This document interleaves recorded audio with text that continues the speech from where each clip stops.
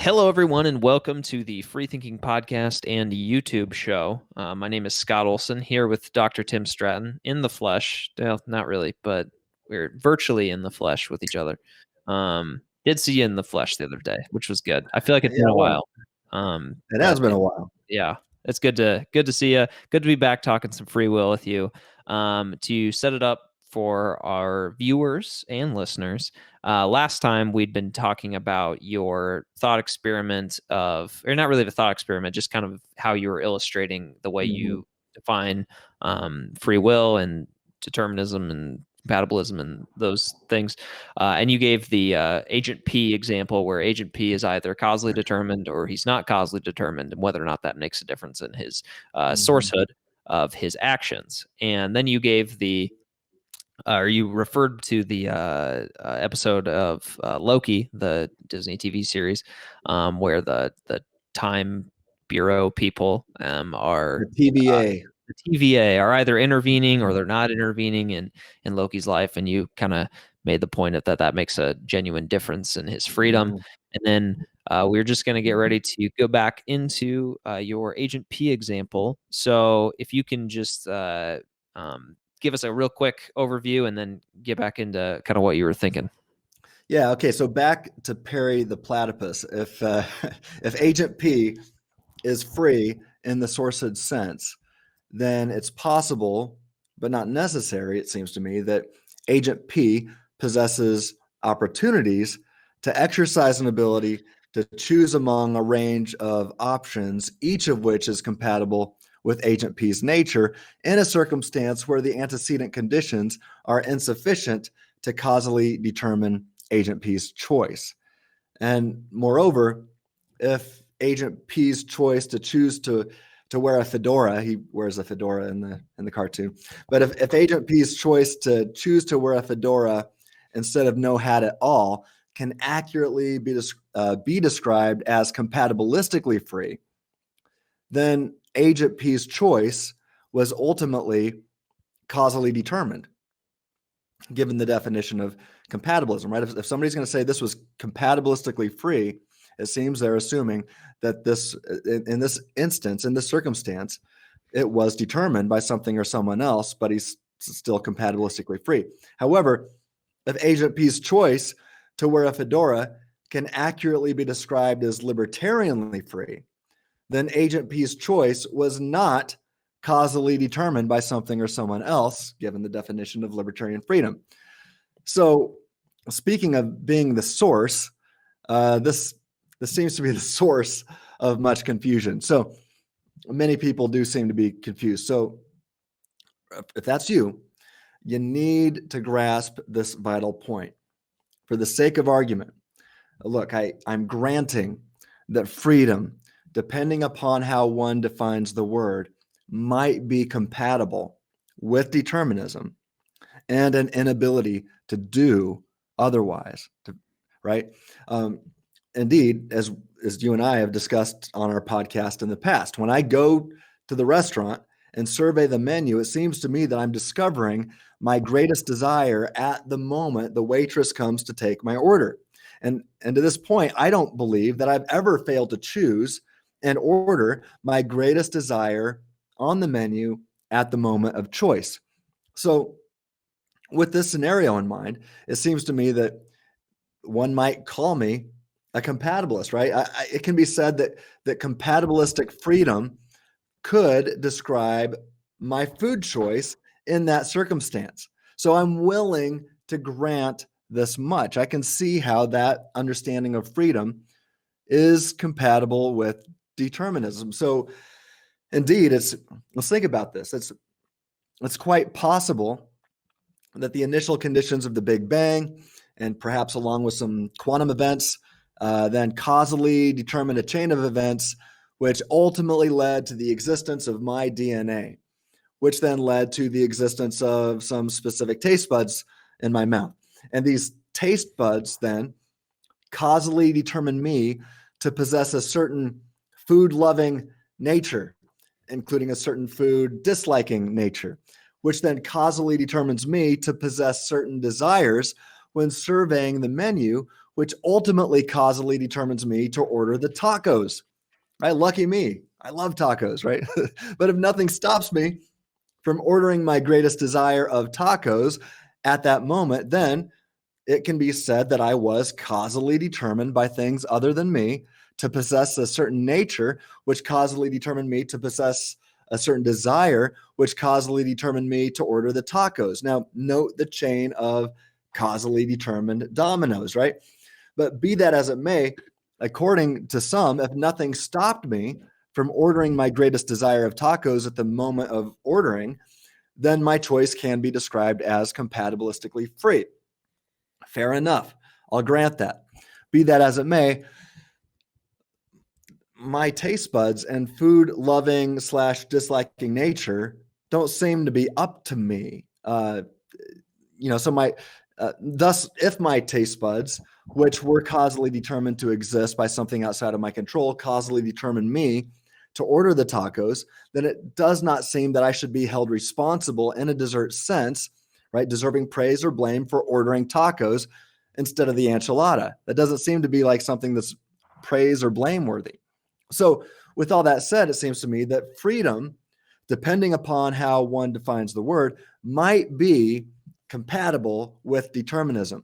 But desert responsibility is not compatible with exhaustive determinism or exhaustive divine determinism. So, to clarify and reiterate, just to make it clear, I am open to free will being compatible with determinism, but I am an incompatibilist when it comes to responsibility in a desert sense, being compatible with causal determinism. So, in a sense, one can refer to me as a compatibilist. In another sense, the sense that actually makes a difference, I think one can refer to me as an incompatibilist. And remember, this goes back to because I was saying what the thesis of compatibilism is, and I focus on that and or clause, right? So you can reject one part of that and or and accept the other. So now why is responsibility incompatible with causal determinism? Let's talk about that. Well, because, for example, if something or someone else causally determines a person to happily affirm a false belief, then the person possesses no opportunity to exercise an ability to infer a better or true belief over false beliefs, right? If one possesses no opportunity to infer a better or true belief over false beliefs, then one cannot rationally affirm that his or her beliefs really are the best, right? They can only assume and fallaciously beg the question, which is not a rational kind of thing to do. So think of it this way. Suppose I'm right about limited libertarian freedom and the exhaustive divine determinist is wrong. All right, so surely this is possible, unless they're going to say that they're infallible, right? So if there's a determinist out there, let's just suppose that you're wrong, unless you want to argue that you're infallible. All right. So let me say that again. Suppose I'm right about libertarian freedom and that the exhaustive divine determinist is wrong. However, God, based on his good pleasure or whatever, causally determines the determinist to think and believe that I'm wrong, and also causally determines the determinist to happily affirm the false belief that I'm wrong, even though I'm actually right in this scenario. Now, according to the determinist's exhaustive divine determinism, this Ed view, the determinist would have zero opportunity to be more careful or to infer and affirm the truth. In this case, that Tim Stratton is, in fact, right. Thus, although the determinist can assert and assume that I'm wrong, the determinist cannot rationally affirm that he is right and that I am wrong. So bottom line, if one has no opportunity to infer a better or true belief, then one cannot be held responsible for failing to seize an opportunity that was never available. So even if I'm objectively wrong, the one who disagrees with me cannot rationally affirm that he's right. And I think that's a big problem. Yeah, I think that's a good argument for the rationality of requiring genuine free will to be rational. So yeah, I've always found that to be one of your stronger arguments that you have. So I don't have much in terms of response. Cool. But yeah, let's go ahead and move on to the next part of the Free Will Show podcast. Well, there's another question that's closely related to this one. Libertarians understand determinism and compatibilism. Some think that they are one and the same, and therefore they feel confident to reject these views and embrace libertarianism. Compatibilists understand libertarianism and some form of determinism, and therefore they feel confident to reject this view and embrace compatibilism. But when asked to give positive definitions for each of their views, they sound very similar. For example, both libertarians and compatibilists believe in free will, cause and effect, some alternative possibilities, non-coercion, choices based on desires, and so on. So what do you make of this question? This is probably good to talk more about the terminology. Yeah, I think at the heart, this is very similar to the previous question. I think there is a substantive disagreement, even though there's going to be some shared points of view between, say, libertarians and compatibilists, because they both believe that we have free will. But yeah, at the beginning of the question, this point about how sometimes determinism and compatibilism are used interchangeably, I think that's important to flag, because you could be a determinist, someone who thinks determinism is true, and be either a compatibilist or an incompatibilist. Similarly, you could be a compatibilist and you could say, well, it turns out that our world isn't deterministic. So those are not interchangeable, even though there was a time, this was really common with the rise of modern science in the modern period, that it was common to think, well, determinism is true, and so if we're going to have free will, it's going to have to be a compatibilist form of free will. And so for a long while, compatibilists were just called soft determinists, because they were the determinists who didn't think that determinism took away our free will. Yeah, I got to jump in, and I love this of what he said there. Now, let me reiterate everything I just said. I think at least I could be called a compatibilist when it comes to some definitions of freedom. However, I've offered arguments and thought experiments demonstrating that responsibility in a desert sense is not compatible with being causally determined by something or someone else. So I can grant the thesis of compatibilism in one sense and reject it in another. And that's why I focus on that and or clause. So I've seen some compatibilists out there trying to argue for it, saying that freedom/responsibility is compatible with determinism. And so right away, I'm like, hold up. It's not freedom/responsibility. It's freedom and/or responsibility. Maybe it's and responsibility, but if it's even the and/or, then we have a different conversation here.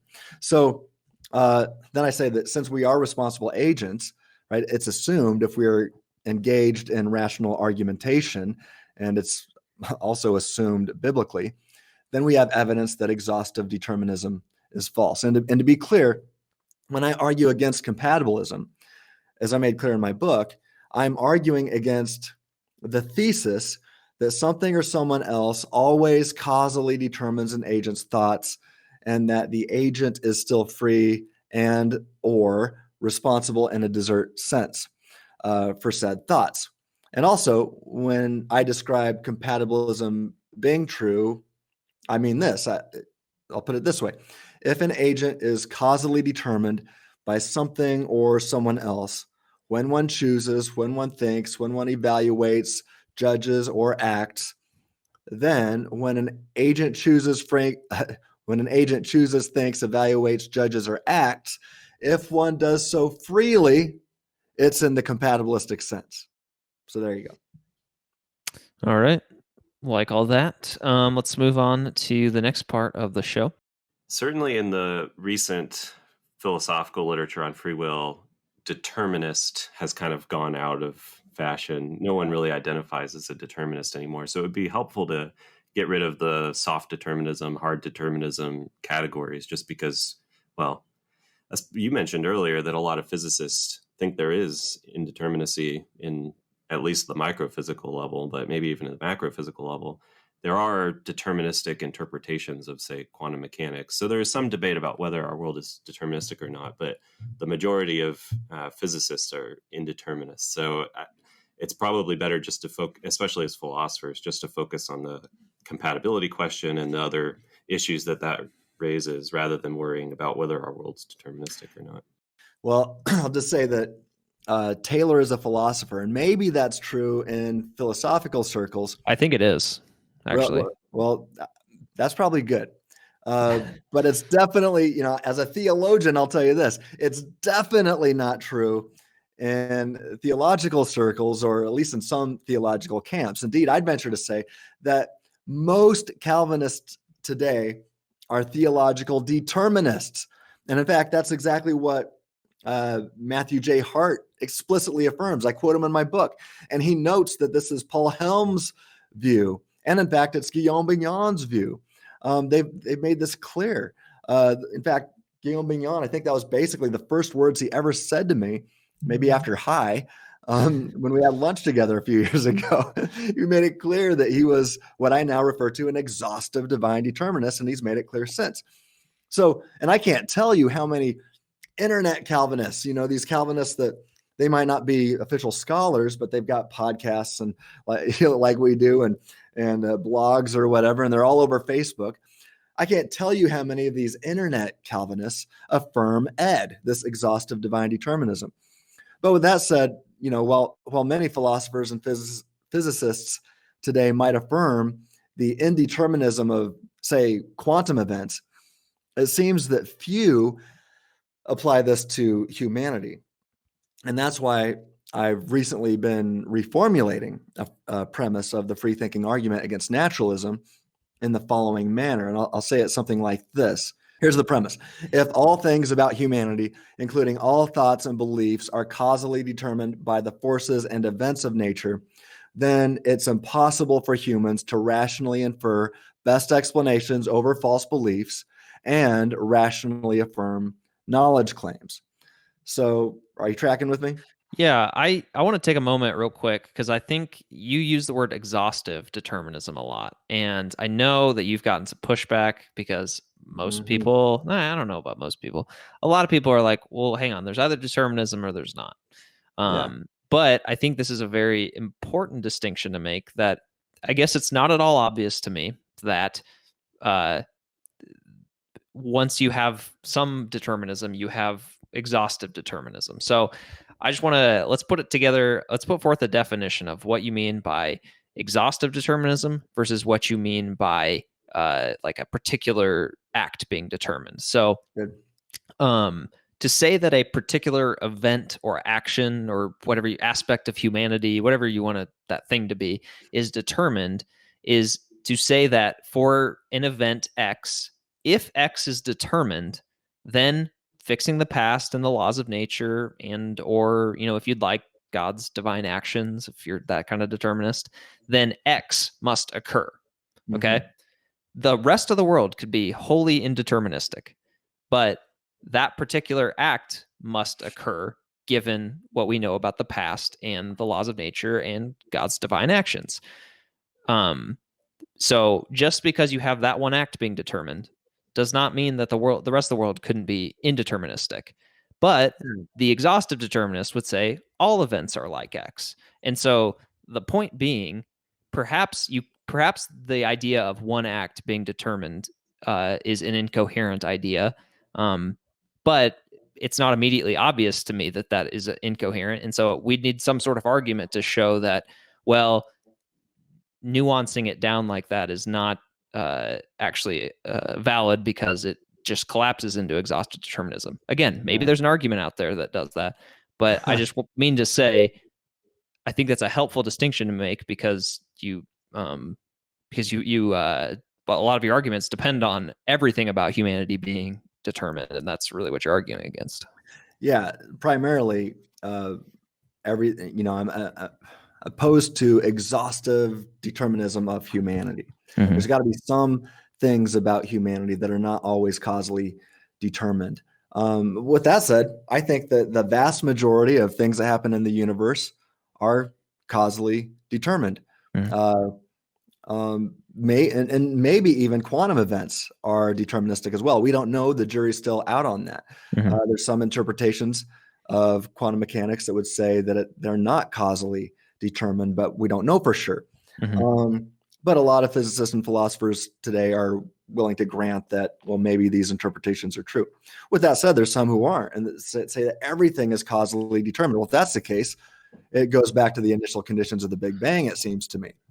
But anyway, you're exactly right when you say that one can describe either the world as a whole as deterministic or talk about the specific actions, which are deterministic. So here's how I've understood the concepts and how I try to distinguish between them. Maybe you can help me out here, but if I'm just talking about causal determinism, I mean the idea that an event in a particular circumstance is necessitated by antecedent conditions or antecedent events and conditions together with the laws of nature and or the decree of God or whatever. Yeah. Well, for example, if you're a Calvinist who just affirms determinism of someone's salvific choice, that would be an example where the past and laws of nature and the decree of God are sufficient to determine what your choice will be in that particular, if you can call it a choice, I suppose, but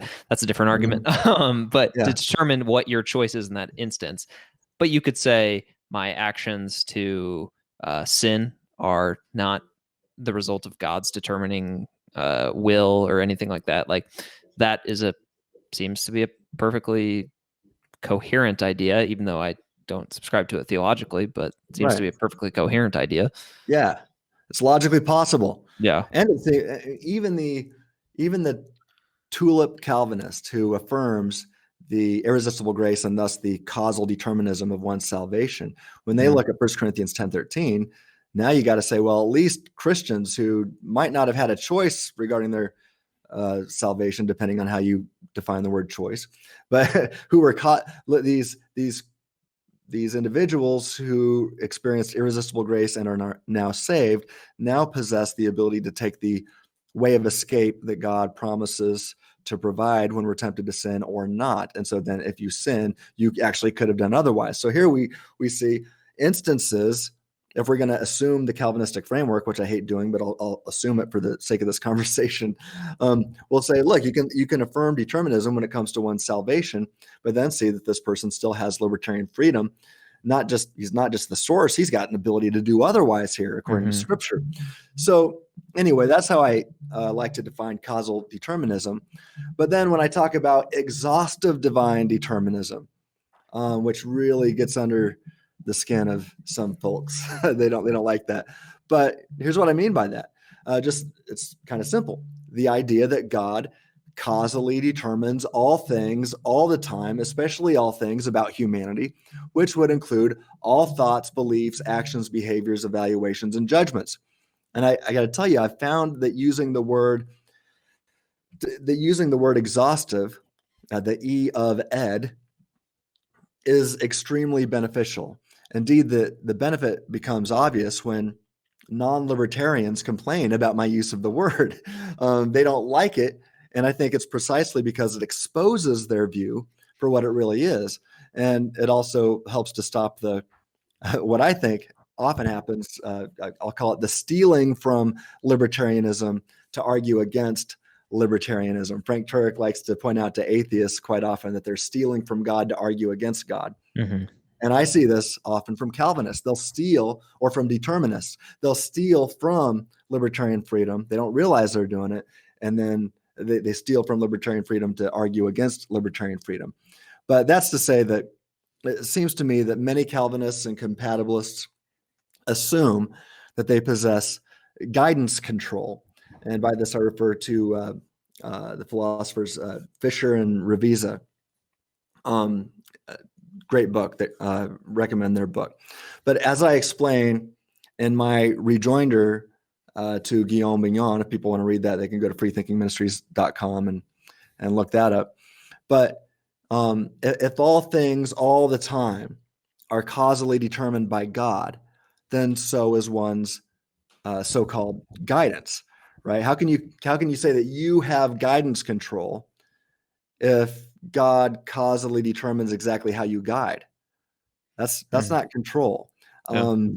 Right? That's now if one wants to say, well, my guidance, that is up to me. Like if you want to look at the Loki series, it seems that Loki does have non-causally determined guidance control in an environment where he can't do otherwise. Well, I say, well, that's libertarian freedom, even though he can't do otherwise.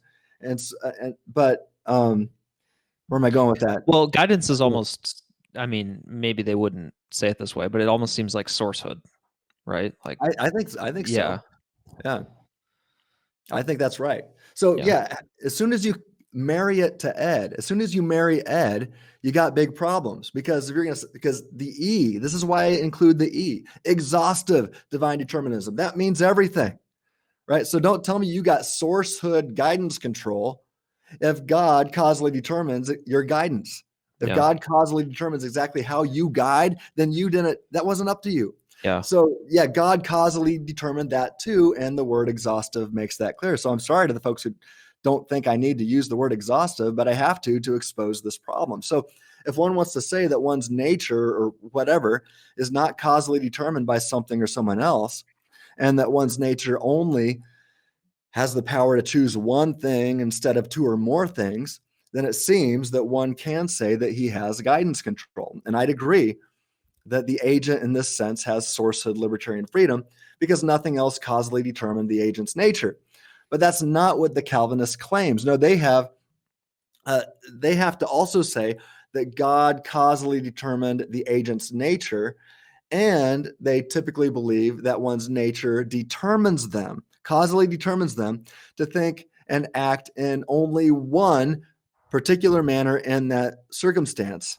So accordingly, then, they do not possess what I call the definition of one of my definitions of libertarian freedom. They don't have this, the opportunity to exercise an ability to choose among a range of options, each of which is compatible with one's nature in a circumstance where the antecedent conditions are insufficient to causally determine the agent's choice. So that's how I define one manner of libertarian freedom, and I think it's basically a specific way of understanding the PAP, or the principle of alternative possibilities. And it would seem that the only way, like the only real response that the determinist would have to show is to somehow show that determinism and sourcehood are like compatible, which I don't think any. Well, I don't want to say any. I haven't read everybody. Maybe some people do make that case, but that I don't even know. I don't see how they could do it. I don't know how you'd begin to do that. You know what? I actually was reading the Stanford Encyclopedia. They reference like 2 people that have. So I'm not going to say nobody has. Wait, so let me get this right. They would say that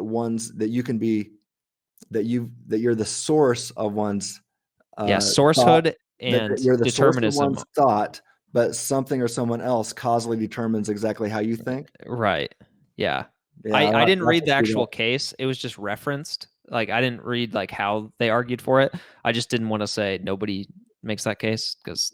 Well, I'd like to see it. And I'll send you that link. I don't know if I'm sure. It doesn't make any sense to me.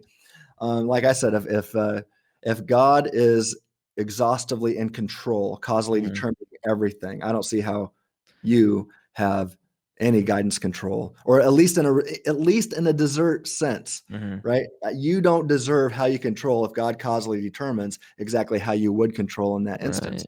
Right? It's not up to you to control otherwise. You can't control otherwise. It wasn't even up to you. God causally determined it. Yeah. So I think desert responsibility goes down the drain there. Yeah. So I'm willing to hear. I'll send you the contrary. I'll send you the article because I'd be curious to hear your thoughts on it. But the point is, they even in the article, they're like hardly anybody makes this case, though there are these 2 guys that do. It's 2 people. Yeah. So I don't know if that means that the case isn't good or just people haven't heard about it. But either way. Yeah, we'll take a look at it. And if it's worthy of interacting, Scott, you and I will interact with it. You got a deal. But anyways, so the whole point of this tangent was to say the E in exhaustive divine determinism matters, or exhaustive determinism, I suppose, if you want to not be theist. But perhaps it's the case that determinism in a particular instance, right, like kind of what we talked about before, maybe that's not coherent. Maybe there's some argument out there that says, well, if you have one instance of determinism, that means everything's deterministic. Right.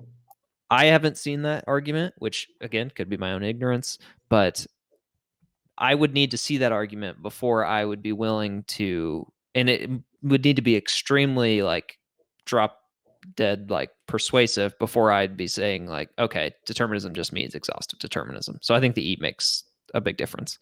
Yeah, exactly. I mean, I like to say to these folks, well, why think a thing like that? Why think that just because some things about the universe or humanity are causally determined, which I affirm, that all things about the universe or humanity are causally determined? I mean, what a weird and giant leap. So when I'm talking to a determinist, whether it be a Calvinist or a naturalist, they can give me, they're like, well, let me show you one instance of where you don't have free will, where you don't have libertarian freedom. I'm like, okay, fine. That doesn't do anything to my case. Yeah. My case is just that sometimes you got to have it. Well, let me show you that there's sometimes when a scientist can look at different parts of your brain, they know what you're going to do before you do it. Fine. Yeah. I can grant that. There's some who argue against it, by the way, but I can grant that. I'm talking about different kinds of rationality and knowledge that we can gain from these different kinds of instances of engaging in the process of specific kinds of rationality. So you got to deal with my arguments. You can't just start going off on all these wild, tangents. Yeah. Trying to find something, because that's not going to disprove my case. Yeah, I would agree with that. So anyways, that was just a thing I thought would be good to have out there as like a clarificatory. Sorry, my professor at Biola says it has to be clarificatory. Clarificatory. So I like it. You're gonna add that to the vocabulary. Yeah. Is this a good place to think to stop? And I think it probably is. Okay. So yeah, so thanks for watching and thanks for sticking with us. There's a lot more to come. And so yeah, just stick around and we will have episode 3 out to you next week. Peace.